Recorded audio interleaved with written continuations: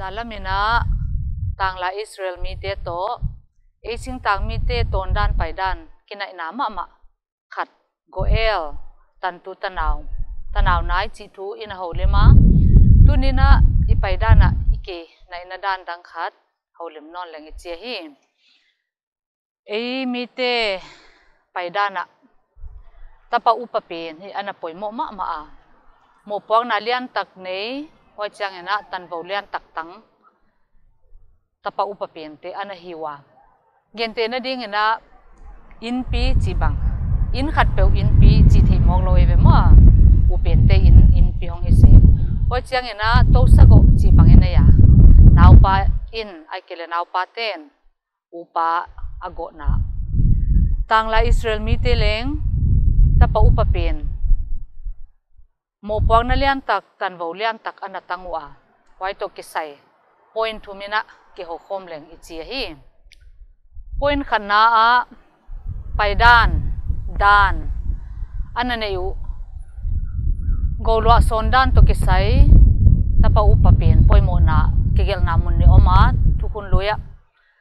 khanna a Deuteronomy bungsom ni le khat chang som lenga pan som le sagia pa khatin ji ni nei hen la aji tege lena tapa nei tuak leu aji ai jok pen tapa bang naw zo hi hen la ai lo jok pen tapa bang u zo hi le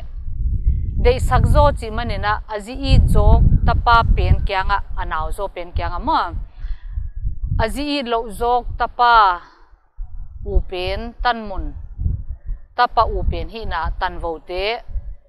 ape mok thei ke chi akigela hoi sangena upen a hihna atan ding go se ni ape ding china kigela hoi changena number som ni le sagi chang khata pan som le khata adyakin chang gya tapan bangina pa khatin tapa nei kele atanuina gowalwa ding akichia tanu lenga nei kele asanggampan sanggam pasala nei kele apa sanggampa apan le sanggam pasala nei kele atanaw nai pen chin akigel suk dawa ahia dan hoi takena na ki khung deu ma leu atak takena Israel tanglai Israelte hin khwa chini a society wa ma atak takena waidan ana ki zui deu thei lo ve chi akimutheya I point ni na lu chuk le hang atak tak a society sungwa upen le naw pen kikal vai hom na lama hitale tanvo lama hitale ana hinek nu ka hi chi hi amu theya gente na ding na Isak le Ismael kikal bang hong hi pa mo Genesis bungsom le gup khong bungsom ni le khat khong a en le hang naw zo Isak hina zen pina Abraham ta amana tanvo te hong tang to mo ahiala anu Sarah ding abel atapa upen hi mo hoi changena Isak ta Jacob le Esau kikal bang le I thei dia anaw zo Jacobina tanvo hon tang to mo hoi banina Jacob ta upapen Reuben himahleh atapa Joseph ade Isak zo a Joseph ma aminong pai zo mo Laisiangthou mu danina ayala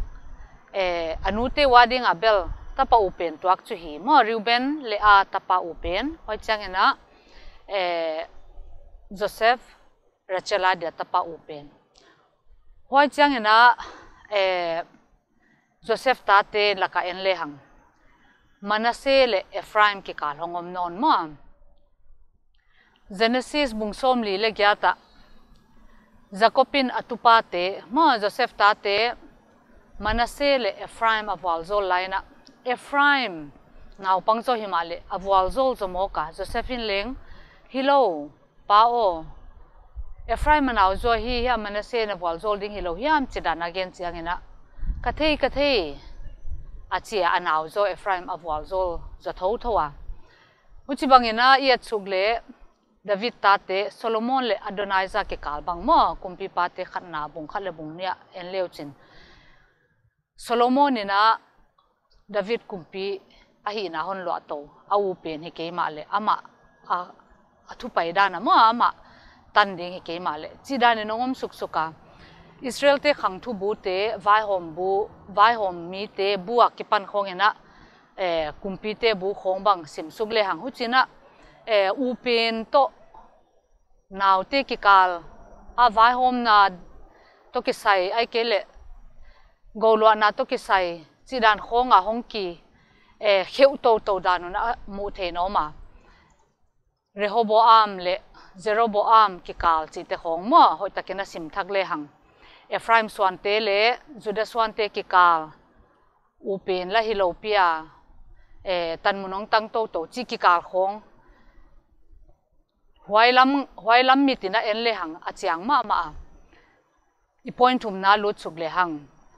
dena igen masak dan ki khung diu deu anei wa mo tapa upen te hoi chiang ena atak tak ale lama ia chiang ena atak tak din muna hoi dan ki khung diu deu dan te ki zui thelo hi chi kil khat to ka imwa hoi te gel ki kala bangongom hia mi chi le Pathian ena mo yawe a Pathianuna tapa upapen sul hong tu mo a Hebrew kamala bekor peter lechem ke ya hi che ana chive ana claim tapa upen te sul hong tu te ke hon piaun ke kyang hon tho un ganing hitale mihing hitale chin ana claim hi Exodus bungsom le thumbang bungsom ni le ni bang yele Pathianina tapa sul hong tu ke hon piaun ke ya hi ganing hitale mihing hitale ana chia wana Exodus ma bungsom thum le li khonga leng huchi bang mai na Pathianina sul hong tu te non piak dewa hi ai gupta te Egypt te man ai gupta te tapa te katha lai na ke ya dinga mo Israel tapa te ke ya dinga kana hoi sa hi chi khongena ana gena ana claim mo ho changena numbers bungthum bang numbers ma bungkiat khonga ennon le hang huchi bang ma ina Pathianina tapa upen te sul hong tu te ama hi chin ana gena numbers a hi level Pathianina levi mi te na tapa upapen te utangena levi mi te levi nam te kalahi achia ai gupta mi te ai gupta te tapa upapen te katha laina amau te chi changena Israel tapa upapen te levi mi te mam kia dingina kana kham sahi kana hoi sahi china agena tapa upapen te non piak ke diule tan hiaun chi dan bangina ana gena ole Laisiangthou sunga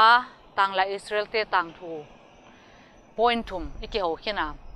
tu lai taka tu huna eising tang mi te paidan to akibat na tampi om ichi akibang chat chi hi ke ya hileleng thil tampion ngai to sak the di a hidiam chi ki kumna mi zo tanglai Israelte danena eileng I paidana tapa upapen a poimoh ma hileleng amau ma bangena ya leng I society a chini atak tak din muna idan ki khung diu deu dan chat in kwan ki ma ana hi thei kia mo upen te le naw tikikal chi ba tom hoi banina in kwan level chau hilowina I society sung alian zo leng en le hang tanglai Israelte leng dena khangthu buwa isud bangena a omneng nuku ichia mo ya leng en le hang alian zo en le hang suan khat on suang tu khata hi ichia pau tom zangte hu ya on suang tu khata hi ichia la hi chinik ne ka chimai ni mo waite bang engai to le khat ve tanglai Israelte dana upen le naw te kikal ai kele vai hom tu ding deina kielna ai kele intek ding kielna chidan khong hoi diam chi bang ngai to nawma a hi china hi pa loina hi leleng tanglai Israelte tang thua kipan bang zil thei nei dio en a hoi lama chi bangon ngai to saka hoi changena hai thak bangi loma I huan hai te I hai chi te mo I huan ga te I chi hama ga ma sa pen te toy khoma Abraham Pathian, Isaac Pathian, Jacob Pathian, Kote Pathian, Ichiam. Wai Pathianina dena Laisiangthou simbangina Tapa Upen te mi hingitale kan hingitale kea hi onthoun tan kya un chi bangina Laisiangthou na nagena. Ahia tanglai Israelte hi dan vahi ni chi pa tha kea. Laisiangthou kikal hiven cha vazui pa mok leng context tu lai ta din mun sui lo study lo pia hoi ta ka study lo pia vazui mok leng Laisiangthou hiam Pathian thu ya maginom na hipa lo ma la huai leng la huai zo te himahleh manghiam on ngai to sakilo hiam chinwa mi hi zo a idin mun iton dan ipaidan ta